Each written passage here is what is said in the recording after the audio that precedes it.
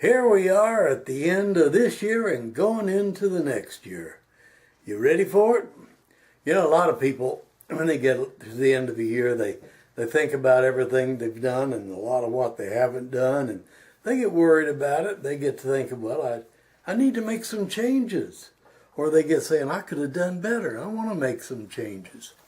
You can do it. It's called a commitment to make it happen. Now, the first thing you got to do is to figure out the difference between something that's urgent, that needs to be done right away, and something that's important to you. And it's the important things we're talking about.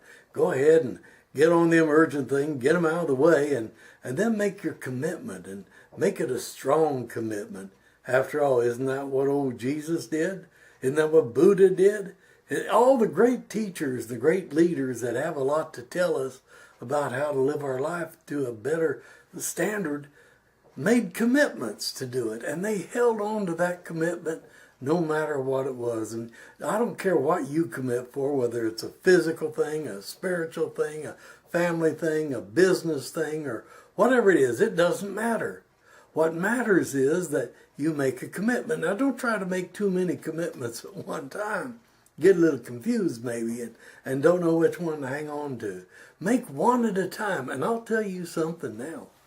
If you hang on to it for 21 days and make it predominate your thoughts, everything you see or you do, like the fellow that was given a hammer and everything he saw was a nail. Well, that's the way a commitment is. It makes everything you see, every experience you have, relate to that commitment. And if you make a commitment to better your life, to have more peace and harmony, or more money, whatever it is you want, more health, you name it, you got it. Because all you got to do is hang on to it. And I guarantee you, the whole universe will move into you to help you keep and make that commitment a fact. Now, we make these little talks of ours real short. Had a lot of people from all over this country, some out of the world, Russia and different countries, have called us and said, well, what do you really believe? What do you really teach? Well, if you want to find out, go into tont.org, that's the Temple of New Thought, and go to the input page, I think it is, or outreach, and go to Tonto, and in there they have the 10 purposes that we build our whole teaching on.